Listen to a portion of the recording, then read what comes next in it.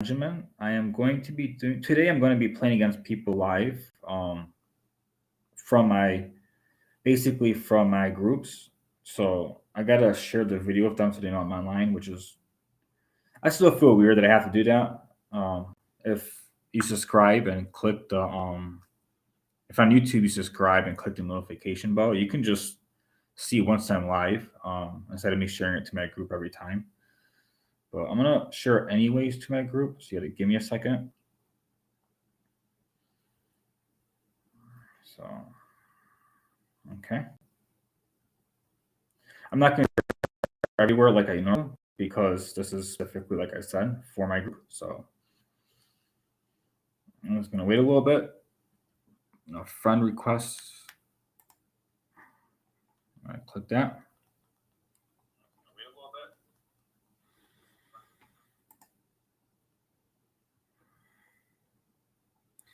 So basically, what I'm doing right now is games against viewers or subscribers, and basically, um, I'm gonna explain all my stuff. So basically, make it how I say it at the lowest 10-minute games and unrated, so I can explain everything that I'm doing and why. So you can kind of have an idea of like what's going on and a little bit of analysis. You can watch it while we're playing if you like. Be a little unfair, but that's still okay. I don't mind. It would be better if you pretty much watch it after the game so you can like see where certain things went wrong and what I was thinking and kind of it might be helpful doing it that way. So still waiting. Um, if okay,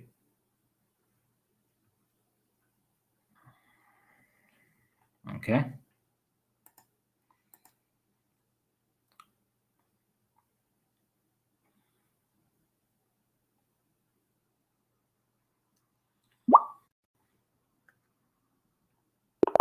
I think I clicked it. All right. Oh, this is rated, so I'm not going to explain anything this game. I'm just going to play. I wanted to do unrated games, so that way I can explain everything and not worry about losing 15 rating points.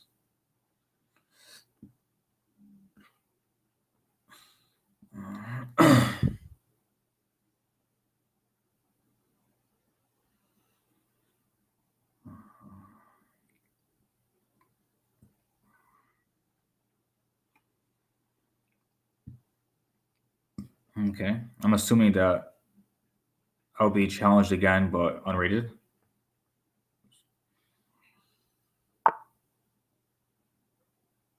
Yeah, it's rated.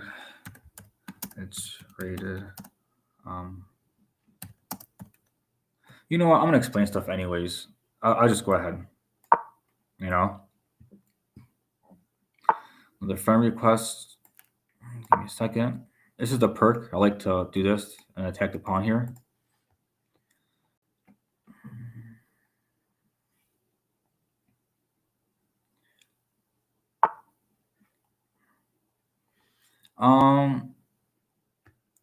Let me see. Here, I like to. Sometimes I think it's okay to take the pawn here. The reason I don't like to is because it leads sometimes to like a little bit of aggressive line against me, and I don't like that very much. The best way to explain is that if I what's going on here? I accepted a friend request and it kicked me out the game. Where is it at? Okay, good. Put it back, please. So I don't. Okay, good. All right. Anyways, the reason why I don't like to take it is because this can be captured, and I take and then check, and then the queen can come in and eventually, take my. Wait, but if I take this, yeah, he can't actually do that yet because if he takes, I take. He can't call check because my knight can take. So yeah, I can take the pawn for free. It was a different line that I didn't like, so I'm glad I went over it. Okay. All right. I was a little worried about that for a second. It was a different line that I didn't like. So I'm just gonna go back and then I'll continue my perk setup. I can this is attacking my f7 pawn, so I'll just block it off with d5.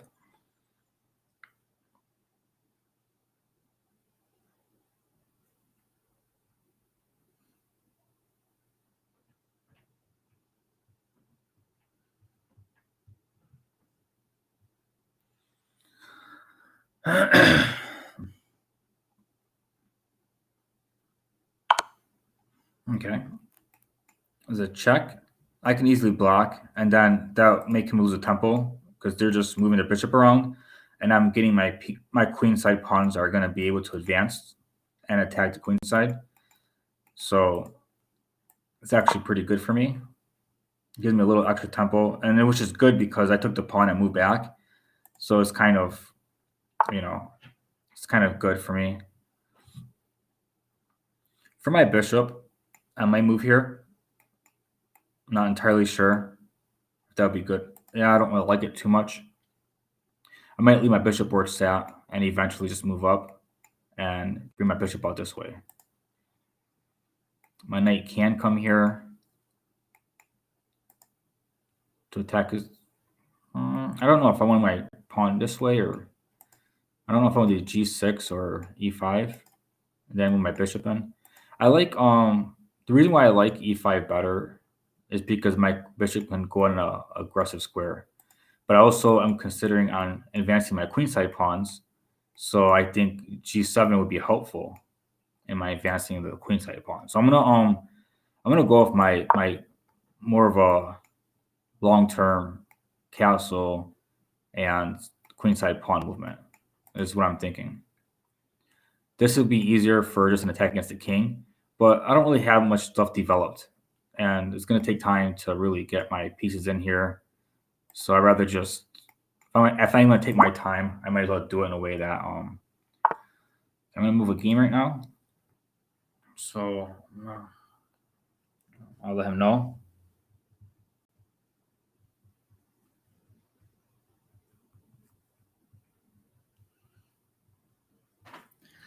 All right. Let's see here. I'll continue with what I was thinking.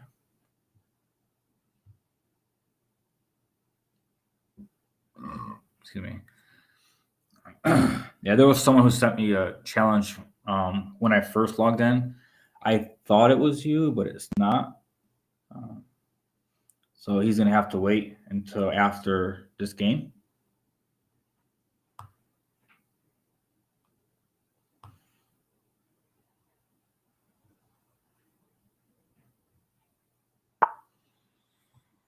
All right, castle, and continue getting ready to push my pawns at some point. This is pretty solid. Everything's pretty well defended. There's no really actual danger or threat to my king. So I can find a way to slowly start advancing my pawns for an attack. I can go e5 right now. Even moving e4 might be okay because I'll be attacking the knight, and I was also attacking this knight at the same time. A little. I'd rather move my pawn. I think that'd be a lot better because I can move my pawn. Once he moves the knight, I can move up again, which would easily give me an extra move and also allow my bishop to have a huge range without this pawn being in the way and without being too passive. And that would fork the pieces. So, yeah.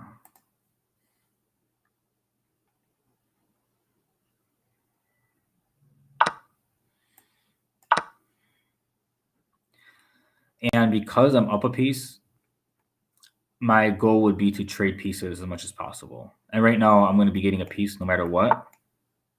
So I would just be, I'm going to go ahead and, so I got 2 pieces instead of 1. And here he has these 2 pawns and isolated pawns. So what I'm going to do is I'm going to come in to target the knight and try my best to win this pawn for free. So I'm going to start targeting his pawns. These are isolated pawns and they're double, which is weak. So I can maybe find ways to target them and use my piece advantage to win them because I can attack them more and they can be defended. And then once these pawns are gone, I can march my pawns up for a queenside attack like I wanted to earlier. I can move here.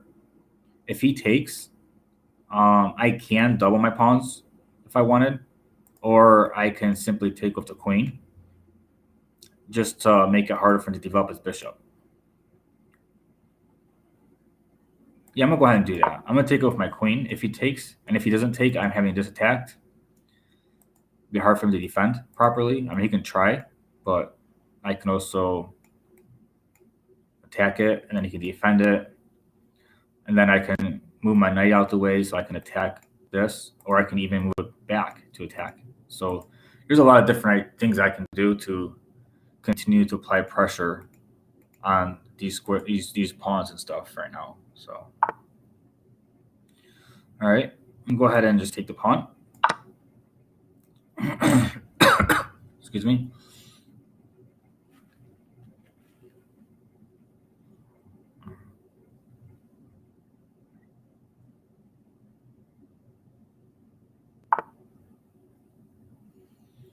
Okay. If I move here to attack the queen, he can take it, but then I can take the queen. He can take it. I can take it, and then he can take it. So I'll lose 3 pieces for 2 if I did that. I'll still be up a piece. So it's not entirely horrible, but I don't know if I want to do that, to be honest. No, I don't. I don't want to do that. I want to attack his knight. That's what I want to do directly and just trade off evenly that way. And if he takes, I can just take the queen, and then I'll take the knight after. And if he doesn't take, then I can just take here, trading. I also can eventually attack the queen this way soon too as well. Yeah. When you're up pieces, you get a lot available to you when it comes to trading and attacking, and even trades. If at the end of everything, if we trade everything evenly, I'll be up a knight and a bishop. So if I trade all the pieces to keep the pawns on the board, it will be easy to pick up all the pawns. Like very easy. So okay, that's not too bad. If I take, he may take with the rook. So I have to consider like, what am I going to be doing after that? Now, if I attack the queen this way, I already know that if he takes with the knight and I take the queen, I'll be losing a piece through this. Like I already know I'll be losing a whole piece. Don't think I want to do that. I'll just take it. Or, even better, I can move my rook over. If he were to take, then that would just be checkmate. So I just add some more pressure and just continue to build up my attack on his pieces so I can trade everything. If I take, he can't take with the rook now. He's kind of forced to take with the pawn unless he wants to trade everything. So if he takes with the rook, I'll just take. If he takes with the queen, I'll just take. So he'd be forced to take with a pawn. Whichever pawn. And then after I take this, I can attack the queen and then bring my other rook into the game.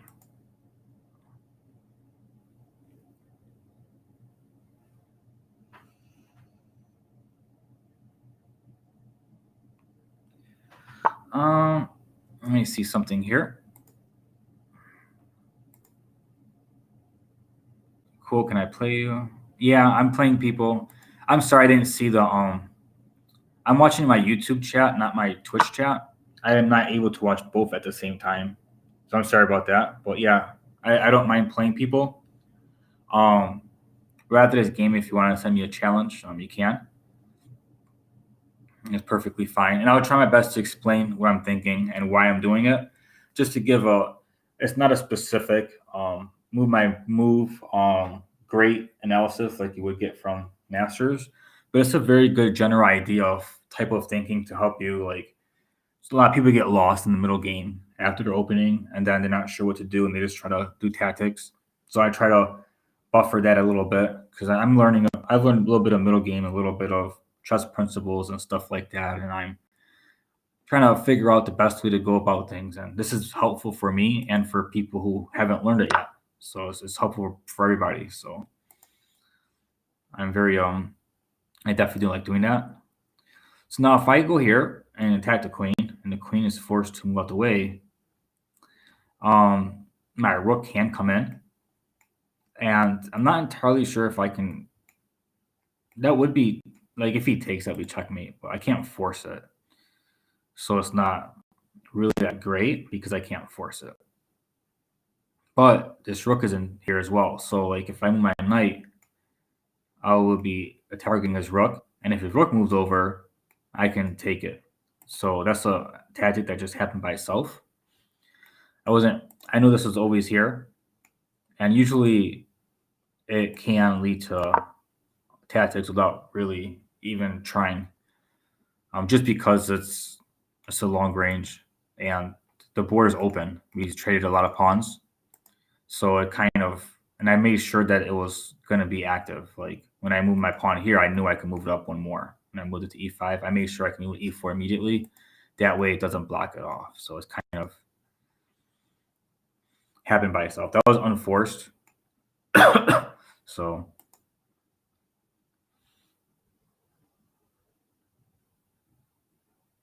that's why I like the fianchettos on the king side with black. That's usually what I play.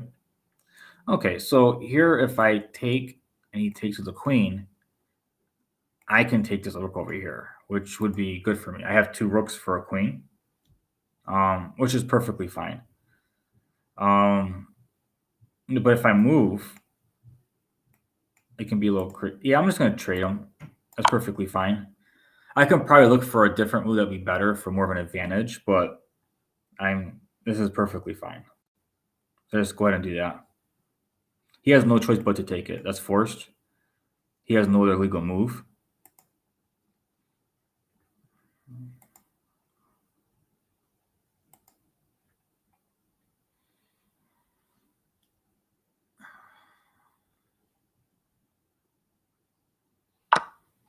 And now I can take the rook.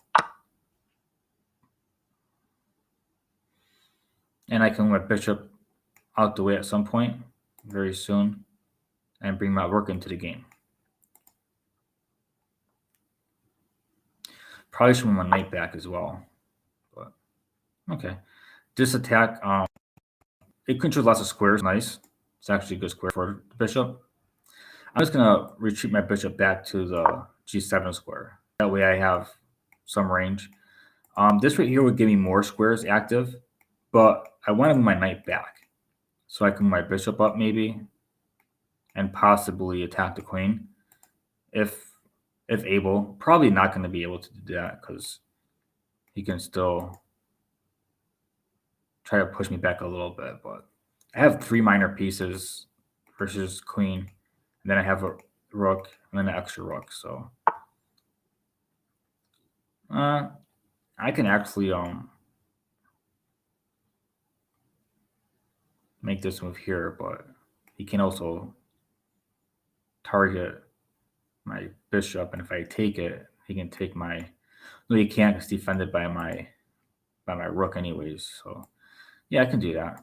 I can try to do some type of tactic against the queen at some point, but I'm not sure exactly where I would want my knight to go. But this isn't possible because I can take it, and he can't take here because I can just take the knight.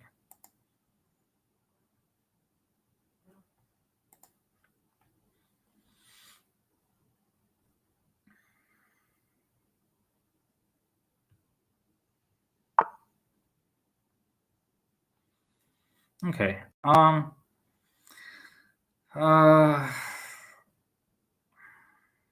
wish this was on the black square instead, because like if he were to take, they call it check and take, but because it's on the light square, if he takes, I can't like check the king and take the queen. So Rook can go here. Maybe attack the queen this way. What would be the point? There is no point. But this right here can lead to a checkmate. So there's no point attacking the queen.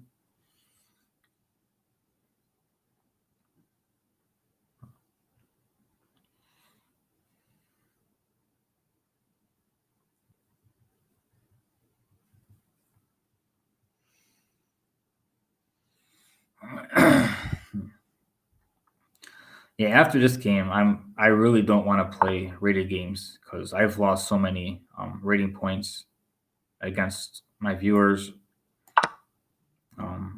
This will seem like a very normal game, but most of the time when I play rated games against anyone under 1,000, I lose, which is really weird. Take this. This is controlled by the bishop. This is controlled by the knight.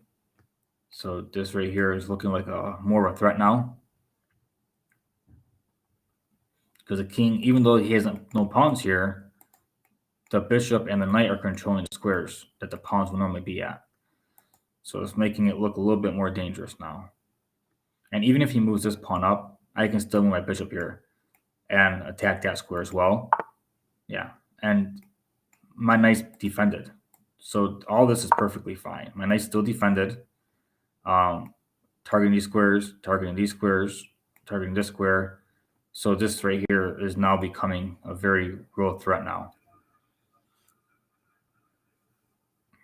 So it's almost like he still has all these pawns here blocking him because of my pieces are controlling those squares. And my pieces are defended. So, okay. So now that he's defending this square here, it doesn't matter because I still can call it check, and my bishop is defending it. So basically, he'll lose the queen. I can move my rook here to try to force him to move the queen out the way, but I'm perfectly fine trading it and then bringing my rook in and then going back and trying to checkmate again. I'm perfectly fine with doing that. And he has no other legal move. His only legal move is to take my rook. Okay. That was a good game. If you're looking at a similar challenge, please do it unrated. I almost didn't explain anything because I've lost lots of rating points. Like I'd probably be a little over 1,600 if I didn't do these with people. So, all right, that was a good game. One mistake.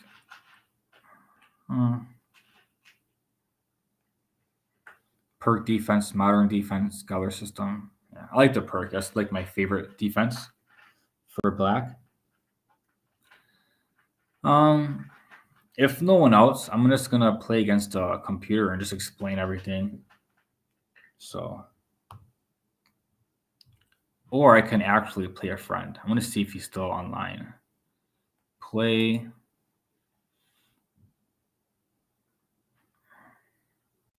I mean, the point of me logging in first time was for that. So this is a good game. I hope you look at that and watch it over after playing me. Hopefully, watch it over and kind of get a little idea of like. I have some thoughts on what other moves you could have possibly played to stop me. You know,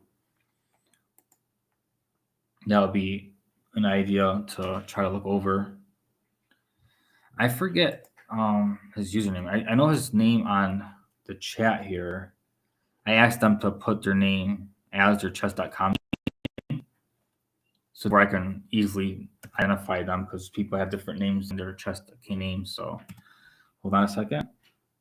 Hopefully he did this. BERT. Oh,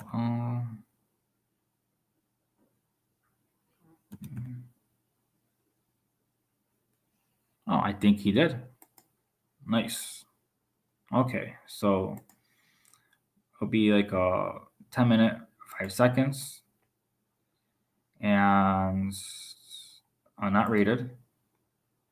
Now I can feel fully comfortable playing and explaining everything in full detail.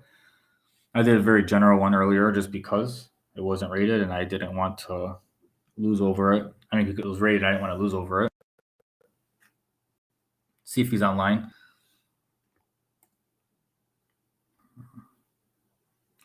If not, I'm gonna give him like I'll give him maybe a minute or two. And if he doesn't go on, I'll probably play computer and just try to talk mostly about chess principles, some basic ideas. Um, if I see a tactic or something, I'll say it. But for the most part, I like to focus more on chess principles and ideas because I know a lot of beginners have a hard time after opening. It's like, what do I do? So I kind of try to give some thoughts of what I'm doing and why I'm doing them. Um, that's pretty much what I like to focus on mostly. For chess tactics, you can always do puzzles. That's super awesome for that. For openings, there's lots of databases where you can just look anything up. You can even go on YouTube. So like, I don't feel like doing a lot of that stuff because a lot of that stuff is already there. For the most part, I like to be very general in the beginning and kind of do my own opening that I like to play, and then from there, try my best to give people some idea of what to do after their opening and kind of some ideas of plans. So, all right, so I'm out of here. He is not on. So, this is weird. I actually came on just to play him. Like, he's like, yeah, I'll play you. And he's not on. He didn't wait. And, well, he took too long first. Someone else challenged me, and then he's not on. So, I'll go ahead and just play computer and just do this with the computer. For the computer, because I'm not trying to overstress myself, I like playing easy computers. And basically to just to show like if you open properly and if you open properly and you kind of like are pretty solid and you leave things where opponents can make mistakes, there's a good chance they're gonna make one, and obviously they'll blunder. So when I play against these bots and they're like they don't normally blunder like that, it's like, well, it's because of how I play it, not anything else. I guess I can play Mark Mungberg, I guess, since it's probably going to be gone anyways pretty soon. So, um, should I leave any of these things on?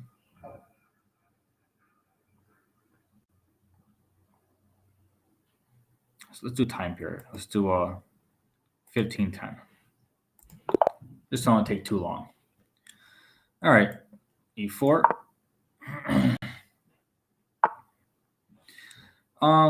I can take, or I can play a weird line. I forget the name of that gambit. So I really forgot it. You know what? I'm gonna go ahead and do that. Blackmar. There we go. Ew, I've never seen that. That looks really weird. I can just take. If he takes back, then I can just take the queen, and even though it'll be even, he can't castle. So then I can very easily bring out my bishop to something and try to like find a way to attack immediately in the center at some point, just to come in and try to overrun the king. So I'm gonna go ahead and just do that. All right.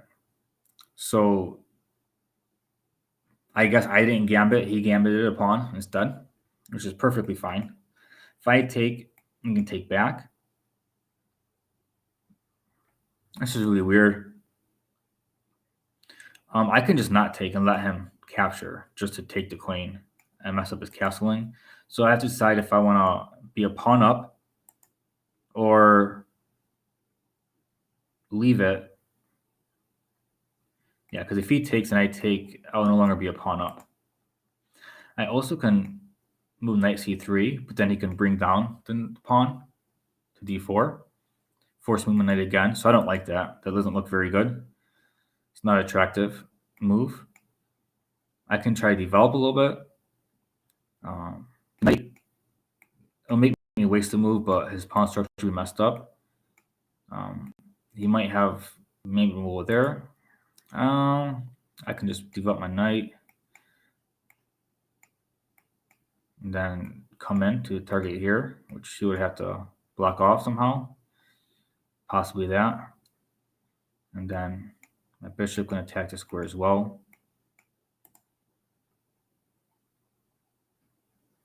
Yeah, I like that. I like the looks a little interesting.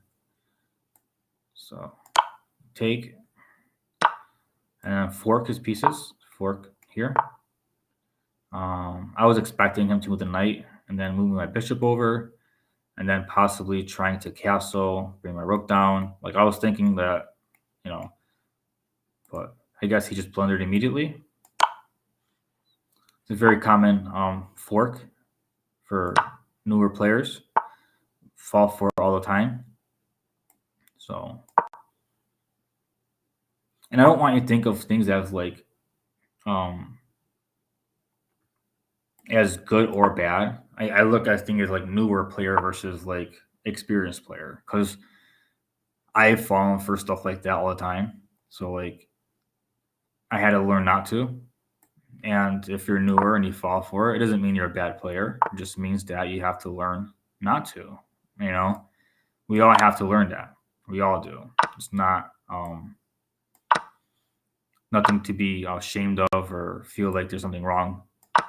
I know online people are pretty mean. I'm gonna pawn. I'm gonna pin. I mean, so I know people are pretty mean about stuff, but I wouldn't take that to heart because it's just their lack of understanding. Like every grandmaster at some point played worse than his bot.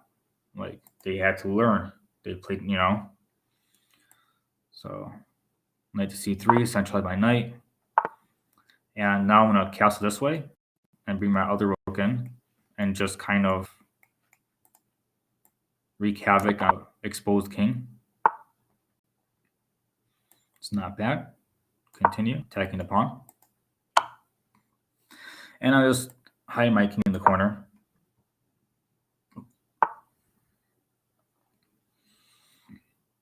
Now, if I take, I'll be blocking off my rook.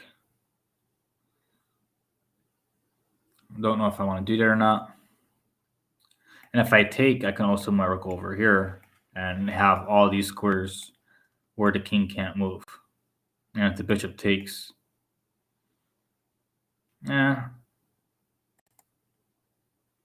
would make it so the king has nowhere to go. And then I can decide, I'd have full control over where I'm actually attacking and the king can't aid.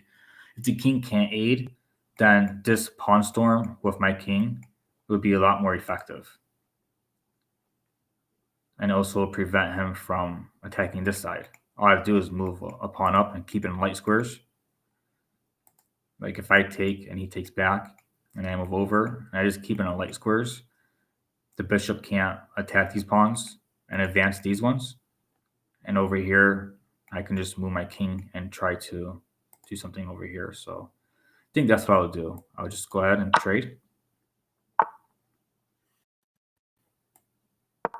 We can trade rooks too.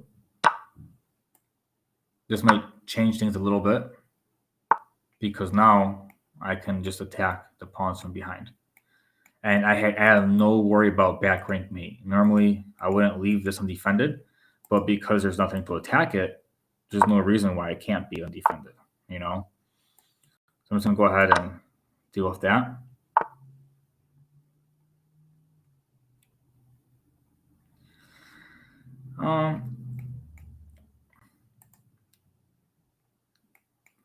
If he takes, yeah, I can try that. See if he takes or just moves up. That's fine. And my knight will be defending this pawn.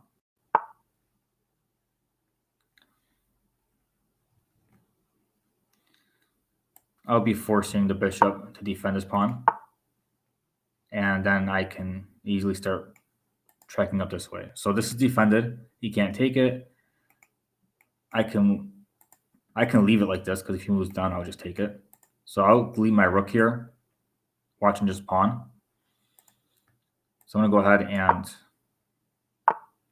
Okay, that works too. I can actually defend the knight. And if he trades, that's good for me because he doesn't have anything else to do. So, all right. I can attack, forcing the king over. And he won't be able to take this for free. So He's trying. That's a free. I'm not worried about stalemate because he has pawn moves. So it's not even something I'm considering right now. Once he doesn't have pawn moves, then I'll be a bit concerned about that and try to figure out like what to do. So I'm trying to defend my structure a little bit. I should look for checkmate. I think I have it in 2 moves. Well, not anymore. You can take.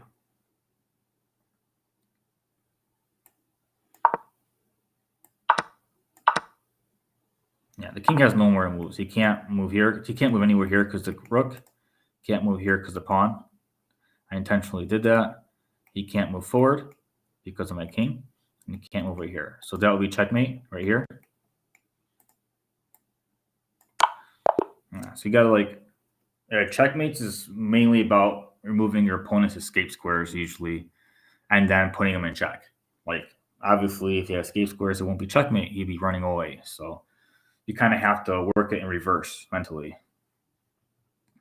So, all right, I guess I'm going to get going. Unless there's someone that is online that wants to send me a challenge. Or I can just do another game. I'm not sure exactly who's online right now, but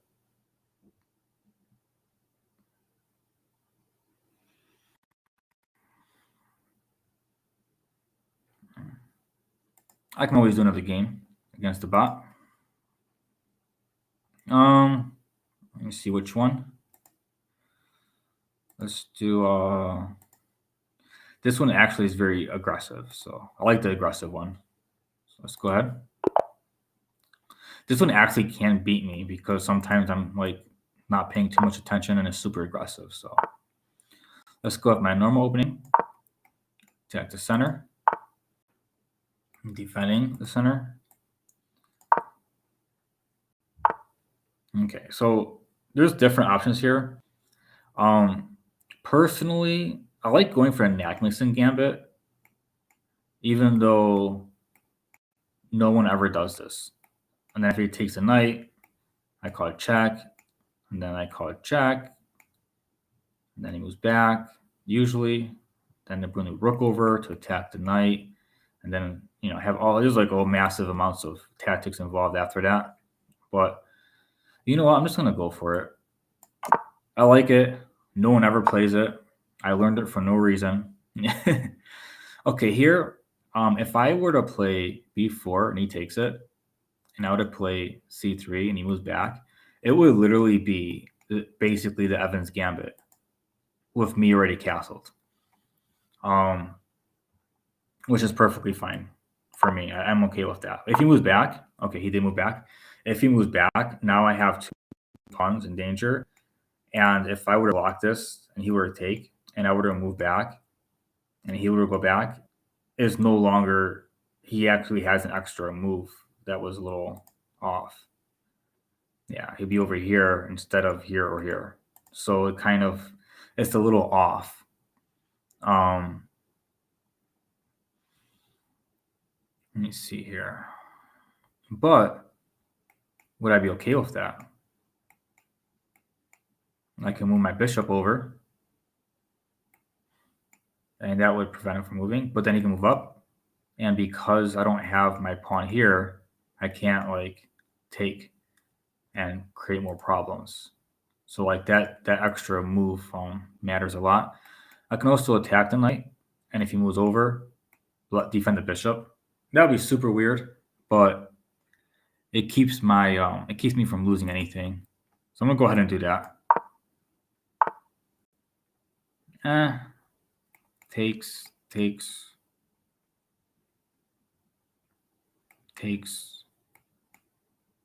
Trying to see if I can. Okay, knight, bishop, pawn. He goes against a pawn. I get another pawn. He can get another pawn. Be even, all even trades. If I take this way, I just simply take.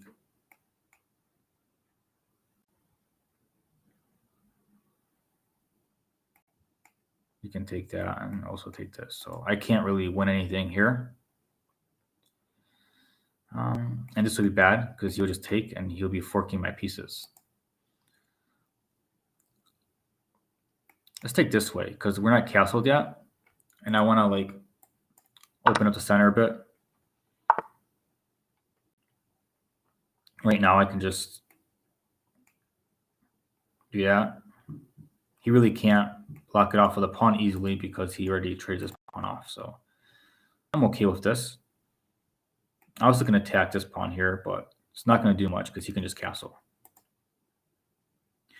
But if I take castle, bishop, rook over, this pawn's in the way, so I can't have an actual attack. So I'm going to move the bishop now.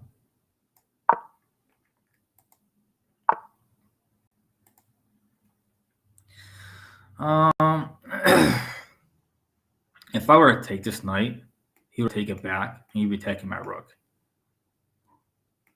But I can't block it with c3.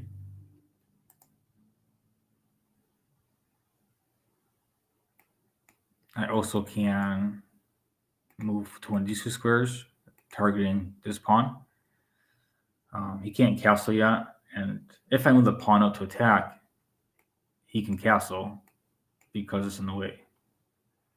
But then I'll be able to attack the queen and the rook at the same time. So, all right, I think I like that. I'm going to go ahead and, it's a little extra though. I can't defend it this way because of this. He'd be able to fork one of my pieces, or a skewer, or whatever it's called. X-rays, yeah, or something.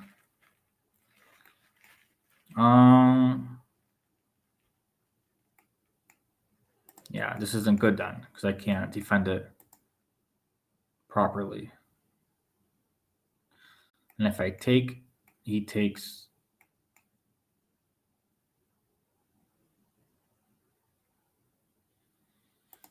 I think I prefer that. I think I prefer to do this.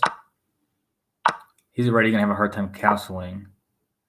And I think I should start attacking this pawn. I'm not worried about advancing this yet. I mean, again, if he castles, then I can just take this way, and I'll be threatening the rook and the queen. But if the queen takes it, and I take the rook, he can take my bishop. So it'll be two bishops for rook. Would it be two bishops for rook or no? No, once he takes the bishop, I can move my bishop back. Let me see.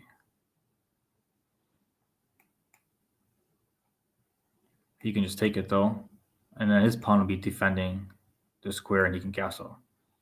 And I have nothing else to do, so it's not good. If I move over, he can try to gang up on his pawn. So I might have to play h3 and then attack the pawn. Okay. Attack the pawn as planned.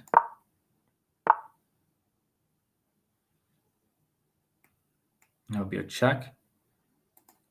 He's attacking this pawn as well. I can move my queen in very soon. I can call check first and then move the queen over to defend the f2 square. Okay. And now I can defend the f2 square and attacking this knight for a second time. And I don't see how he can defend it again.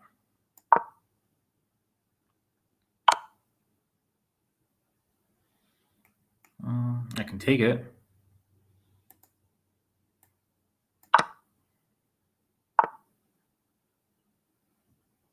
That wasn't too bad, actually. That was actually pretty nice. But if I take it, the queen takes, and I call it check. That's not check, but if I advance, attack the queen, he can just move back.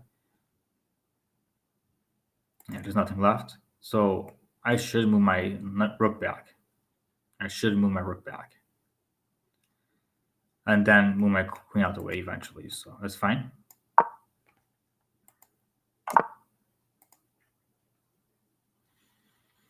All right. He has stopped. He's been able to castle.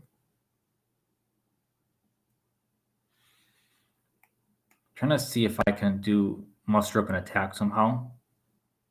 Once I attack the knight can't go here, here, can't go here, can't go here. The knight only has 2 squares to go to.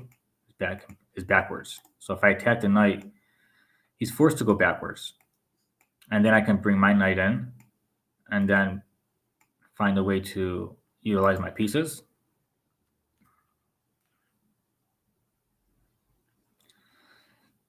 This is why I like this bot. It's pretty aggressive. It doesn't just let me do whatever. It makes mistakes, but it's pretty aggressive. That's why I like it. Another thing is if I move here, he actually can take my bishop, which I didn't see earlier. So I'm glad I didn't move immediately. If I moved immediately, I would have just lost my piece for no reason. And also, it would have been attacking my rook and my bishop at the same time. So I would have been actually losing after that. So the best bet for my bishop is to move back. I can also defend my bishop. But yeah, actually, that wouldn't be bad because I'd have like pretty good pawns on the queen side, which is where he's at. So I think that should be pretty good for me. Yeah, I'm going to do that. I like it.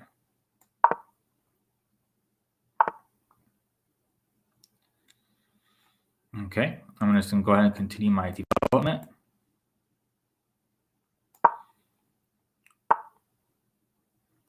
And continue my doubling rooks. Doubling rooks are usually pretty good. Here, I definitely see a reason for it. Hopefully soon I get to attack the knight again. Not entirely sure when or how, but depending on what he does. So now this knight is attacked twice and defended twice. If I move over, attack the third time, he can take with check and I can take. And it won't be exactly super easy or clean. So if I move my queen up, this changes things. He can't come here with a check and take. So see if that's better.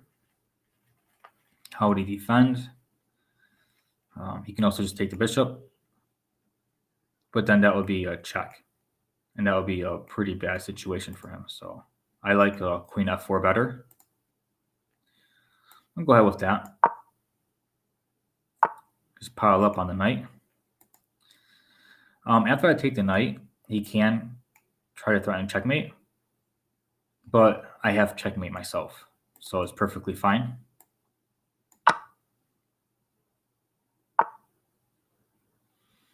And here, I can just take the rook. I'm already up a lot of material, so trading rooks are perfectly fine for me.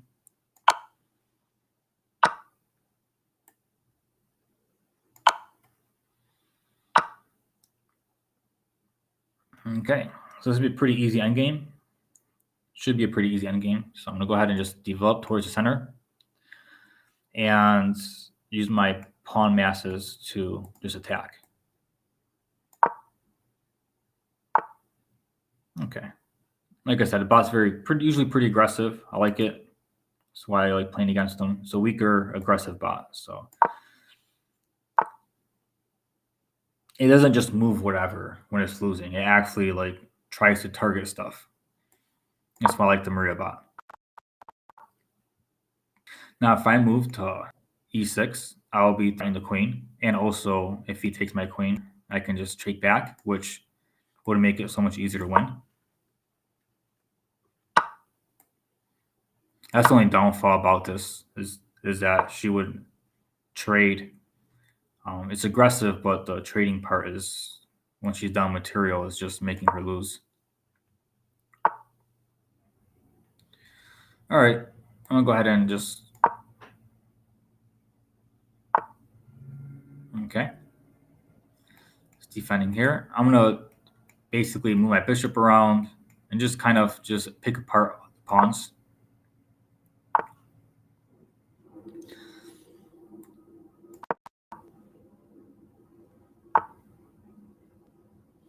Now, if I take here, he can move in.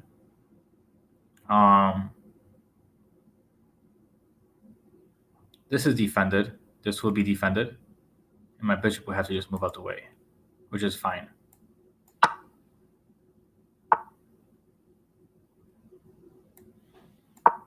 he takes my defender, this defended again.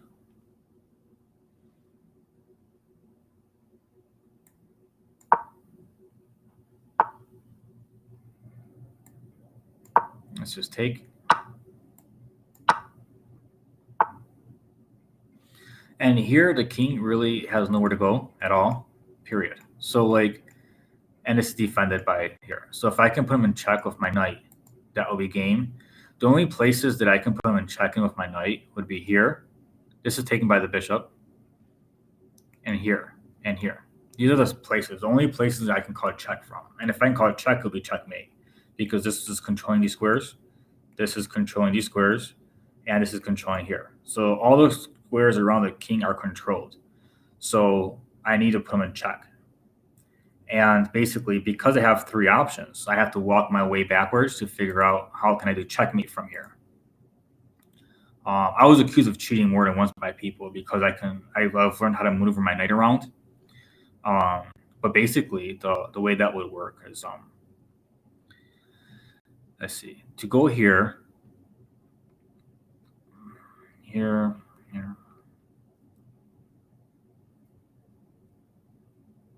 Okay, if I come my knight here, here to here, that'd be three moves and that'd be checkmate. That's what I would need to do. So if I were to go up and he were to take this pawn, and I were to go here and he moved the pawn down, I would go here, he moved the pawn down, and that would be checkmate before he gets this queen. So that would be the best way to go about it. I didn't need to take too much time to calculate. I just had to walk my way backwards. And this right here would be checkmate. I was called a cheater more than one time for being able to do this with my knight. But that's the trick. If you don't know it, now hopefully you understand. And you can practice it, like where the knight should go, and then walk backwards of how to get there. It's like a really nice trick to learn. So I'm gonna get going now. Hope you enjoyed. Like, subscribe, donate. I think I have my donating link in YouTube. I'm not sure if I have it in my Twitch channel or not. It's at Chess for Beginners for PayPal. But all right, I'm gonna get going. All right, bye.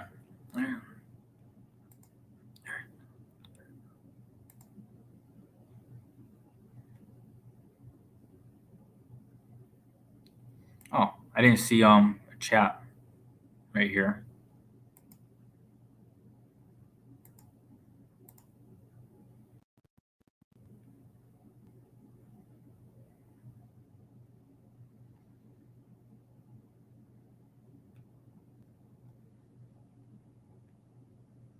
Oh, okay. Someone was nice enough to share some puzzle stuff on Twitch.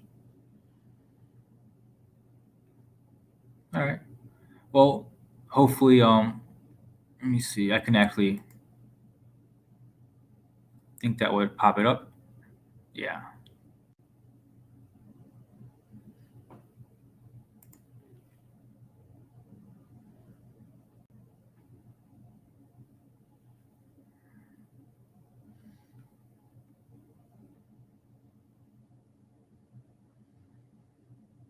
All right. Hopefully people see that. I try to put it up there. All right.